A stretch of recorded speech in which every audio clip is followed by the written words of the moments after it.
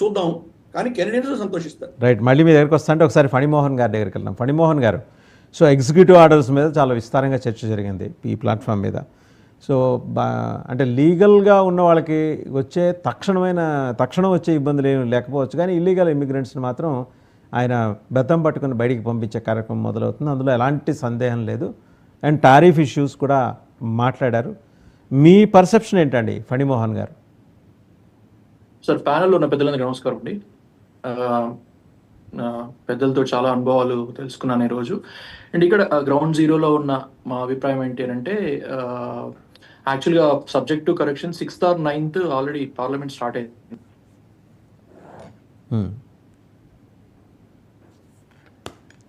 But ఈ లోపలనే సభ్యులందరూ కూడా ఆల్రెడీ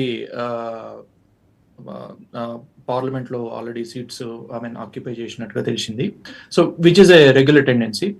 అయితే ఫస్ట్ ఇమిగ్రేషన్ బిల్లు పాస్ చేయబోతున్నారని కూడా ఒక న్యూస్ ఉందన్నమాట. సో మీరు అడిగిన క్వశ్చన్ కి, ఇమిగ్రేషన్ లో ఇప్పుడు ఆన్ గోయింగ్ బిల్ ఏదైతే ఉందో, ఫస్ట్ ఏదైతే పాస్ చేయబోతున్నారో అది అంత సీరియస్ గా లేదు అని చెప్పి కూడా మేము డాక్యుమెంట్స్ లో చదవడం జరిగింది. ఎట్లా అని అంటే, ఆ బిల్లో ఏముంది, పర్టికులర్గా ఏముంది అని అంటే, ఎవరైతే ఇల్లీగల్ ఇమిగ్రెంట్స్ అయి ఉండి వాళ్ళు ఎవరైతే ఒక ఫెలోనీ అంటే ఒక క్రిమినల్ చర్యకి ఎవరైతే పార్టిసిపేట్ చేస్తారో వాళ్ళని జైల్లో వేయండి అనే ఒక బిల్లు, ప్రధానంగా ఈ లైన్స్ ప్రాధాన్యంగా ఉన్నటువంటి ఒక బిల్లు పాస్ కాబోతుంది అనేది. ఇందులో మీరు అన్నట్టుగా లీగల్ ఇమిగ్రెంట్స్ కు ఇప్పటికిప్పుడు 20వ తారీఖు వచ్చే సమస్య అయితే ఏం కనపడట్లేదు. బట్ సార్ట్ అవుట్ అయితే ఖచ్చితంగా ఉంటుందండి. ఏదో ఒక ఎక్స్టెంట్ లో ఖచ్చితంగా అందరూ కోరుకుంటున్నట్టుగా ఈవెన్ H1Bs కూడా. ఎందుకు అని అంటే, where we need to go, వ్యవస్థ ఎక్కడుంది. ఎందుకనంటే అండి, ఒక స్టాగ్నేషన్ అనేది ఫామ్ అయింది అనమాట. ఎప్పుడో 1990లో వచ్చినటువంటి రూల్స్ ని నిన్న మొన్నటి దాకా ఫాలో అవుతున్నాం. మొన్న బైడెన్ కొన్ని కొత్త రూల్స్ ఇంప్లిమెంట్ చేయడం జరిగింది. అవి రేపు January 17th కి హిట్ కాబోతున్నాయి. January 17th Friday and 20th Monday నుంచి కూడా కొత్త USCIS H1B రూల్స్, తర్వాత కొన్ని OPT రూల్స్ కూడా హిట్ కాబోతున్నాయి. చేయాల్సిన డ్యామేజో అడ్వాంటేజో ఆల్రెడీ బైడెన్ చేశాడు. ట్రంప్ వాటిని ఏమన్నా తిరిగి దాన్ని ఏమన్నా రిపేర్ చేయాలి అని అంటే, ఇప్పుడున్న లాస్ ప్రకారం కనీసం 2 years టైం పట్టే పరిస్థితి కనిపిస్తుంది. ఇక్కడ ఉన్నటువంటి లాస్ ప్రకారము 2018లో ఎగ్జిక్యూటివ్ ఆర్డర్ ద్వారా ట్రంప్ USCIS కి సంబంధించి కొన్ని రూల్స్ తేవాలని ప్రయత్నం చేసినప్పుడు ఇక్కడికి సంబంధించినటువంటి కొన్ని లా అసోసియేషన్స్ కోర్టుకు వెళ్ళడం జరిగింది. కోర్టు ట్రంప్ ప్రయత్నాన్ని కొట్టేయటం జరిగింది. కోర్టు స్పష్టంగా ఒక రూలింగ్ ఇచ్చింది. ఏంటి అని అంటే, చట్టంలో ప్రస్తుతం 2 నిబంధనలు ఉన్నాయి. ఒకటి, అన్ని దేశాల్లో లాగానే ముఖ్యంగా ఇండియాలో లాగానే పార్లమెంట్ ద్వారా చట్టం చేయటం ఒకటి.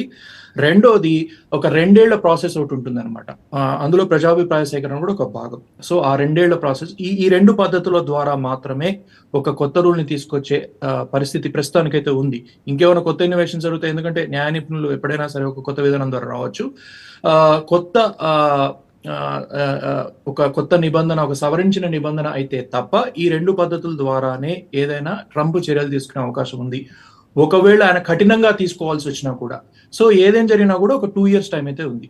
ఇంకొకటి వాసుదేవన్ గారు, ఇందాక జరుగుతున్నటువంటి చర్చకి ఒక్కసారి మనము ట్రంప్ గురించి 2016లో మన చర్చలు కానీ, తర్వాత ట్రంప్ 4 ఏళ్ల గత పాలన కానీ కూడా తీసుకొని ఒకసారి మళ్ళీ రివైజ్ చేసుకుంటే, ట్రంప్ ఒక బిజినెస్ మ్యాగ్నెట్ అండి.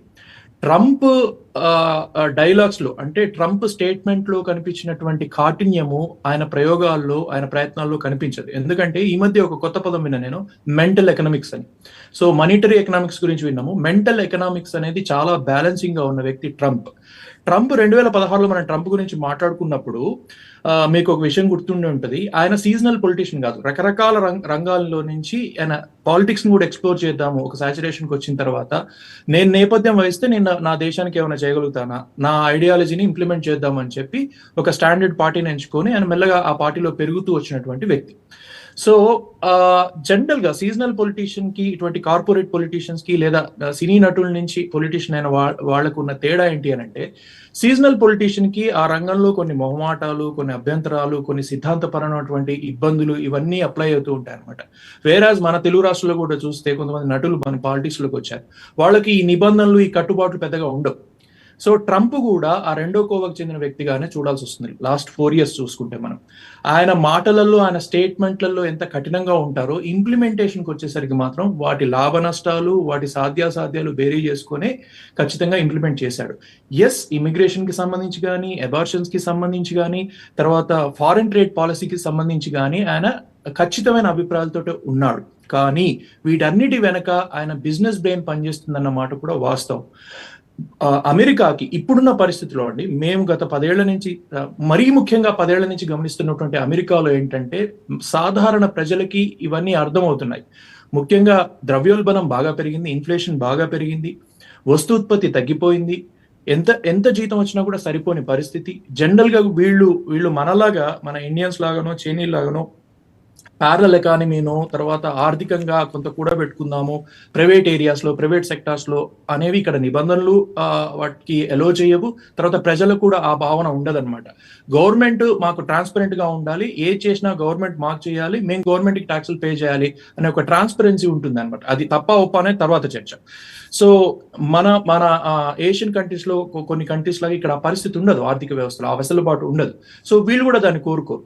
సో ఖచ్చితంగా బైడెన్ నిర్ణయాలతోటి, బైడెన్ ఉదాసీనలతోటి, చాలా పాత బూజుపట్టినటువంటి కొన్ని ఫారిన్ ట్రేడ్ పాలసీలతోటి, ఆర్థిక పరమైనటువంటి వ్యవహారాలతో అమెరికన్ ప్రజలు విసిగిపోయారు. మనం ఒకసారి గమనిస్తే ట్రంప్ మొదటి విజయం అనాథ. జనరల్ గా గెలుపుకి బంధువులు ఎక్కువ, ఓటమి అనాథ అంటుంటారు. ట్రంప్ మొదటి విజయం అనాథ. మీరు గమనిస్తే ప్రపంచం మొత్తం ఏం విశ్లేషించింది అంటే హిల్లరీ క్లింటన్ చేసినటువంటి, ఆ పార్టీ చేసినటువంటి తప్పుల వల్ల ట్రంప్ గెలిచాడు తప్ప ట్రంప్ అయితే నేరుగా గెలవలేదు అని చెప్పారు. రకరకాల కారణాలు చెప్పారు. రష్యాకి సీక్రెట్ ఈమెయిల్స్ అని, తర్వాత ఎలక్షనీరింగ్ లో ఏదో లోపం జరిగిందని, రకరకాలు. ట్రంప్ ని అసలు రిసీవ్ చేసుకోవటానికి కూడా కొంత టైం పట్టింది ప్రపంచ దేశాలు కానీ, ప్రపంచ దేశ నాయకులు కానీ, అమెరికన్ ప్రజలు కూడా అనేది ఒక మీడియా ఫోకస్ చేసినటువంటి విధానం. అదే ఇప్పుడు చూస్తే ట్రంప్ గెలుపు సుస్పష్టం.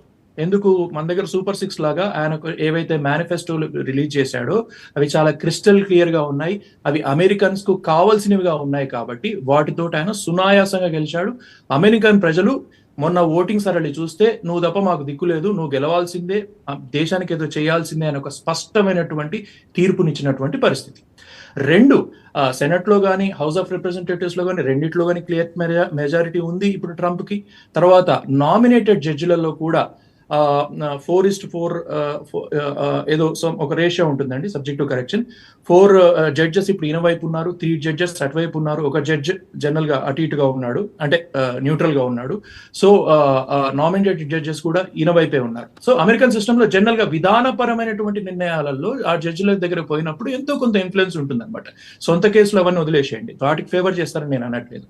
సో ఏ రకంగా చూసినా కూడా అమెరికన్ ప్రజలు సుస్పష్టంగా స్థిరమైనటువంటి నిర్ణయంతో మా భవిష్యత్తు నీ చేతిలో పెడుతున్నాము, నువ్వు నిర్ణయాలు తీసుకో, మేము శిరసావిస్తాం, దేశాన్ని మాత్రం దాన్ని ఉద్ధరించు అని చెప్పి ఈయన మేనిఫెస్టో ఏదైతే ఉందో దానికి ఆకర్షితులై ఓట్లేశారన్నమాట వాస్తవం అండి. దానికి అనుగుణంగానే ట్రంప్ దేశానికి ఏం కావాలి, ఎకానమీకి ఏం కావాలి, ఫర్ ఎగ్జాంపుల్ రష్యా యుక్రెయిన్ యుద్ధంలో యుక్రెయిన్ కి ఆయుధాలు పంపి విపరీతమైన ఆర్థిక భారం పడుతున్న పరిస్థితుల్లో కూడా బైడెన్ దాని మీద నిర్ణయం తీసుకోలేని పరిస్థితి. అది ఖచ్చితంగా ట్రంప్ కి మంచి ఆయుధమైంది. ఎలక్షన్స్ లో ఈజీగా దాన్ని మేనిఫెస్టోలో అట్రాక్ట్ చేయగలిగారు, ప్రజలతో అభిమానం పొందగలిగారు.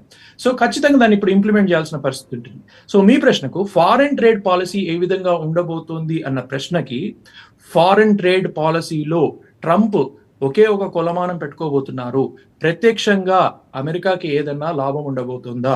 అది కెనడాని కలిపేసుకోవటం కానీ, మెక్సికోని కలిపేసుకోవటం కానీ, గ్రీన్లాండ్ కలిపేసుకోవటం కానీ, యుక్రెయిన్ కి ఫండ్స్ ఆపేయటం కానీ, ఇజ్రాయెల్ కి ఫండింగ్ పంపించడం కానీ, మోడీతో దోస్తానా కొనసాగించడం కానీ, ఇలా ఏ యాంగిల్ తీసుకున్నా సరే ఎకనామిక్స్ వేలో ఆలోచిస్తాడు ట్రంప్. ఒకటి. రెండోది, ఖచ్చితంగా ఇక్కడ మేక్ అమెరికా గ్రేట్ అగైన్ అన్న ఒక టీం ఏదైతే ఉందో వాళ్ళని కూడా సాటిస్ఫై చేయాల్సినటువంటి తప్పనిసరి పరిస్థితి. ఖచ్చితంగా భారతీయులుగా మనం గర్వపడాలి. ఒక వ్యవస్థ స్ట్రీమ్ లైన్ అవుతున్నప్పుడు దాంట్లో అవకాశాలు అందిపుచ్చుకోవడంలో భారతీయులు రెడీగా ఉంటారండి. మనం ఎప్పుడు సెకండ్ థాట్ గురించి ఆలోచించాం. మెజారిటీ ఇప్పుడు ప్రతి చోట 5-10% కల్పిట్స్ ఉంటారు. సో ఫర్ ఎగ్జాంపుల్ మీరు ఒక హైటెక్ సిటీలోనో, ఒక అమీర్పేటలోనో పిల్గాడిని పట్టుకొని, బాబు ఈ కొత్త టెక్నాలజీ వచ్చింది, నువ్వు నేర్చుకుంటావా, ఇది నేర్చుకుంటే నీకు ఉద్యోగం వస్తుంది అని అంటే పాపం వాడు కష్టపడతాడు. కష్టపడి వాడుకున్న మెంటల్ వాడుకున్న నాలెడ్జ్ ఎబిలిటీస్ తోటి వాడు అది నేర్చుకొని వాడు కనీసం 100 మార్కులు తీసుకున్న చోట 70 మార్కులు తీసుకొని వచ్చి ఆ ఉద్యోగం చేసే ప్రయత్నం చేస్తాడు. ఆ కష్టించే తత్వం మన భారతీయులకు ఉంది.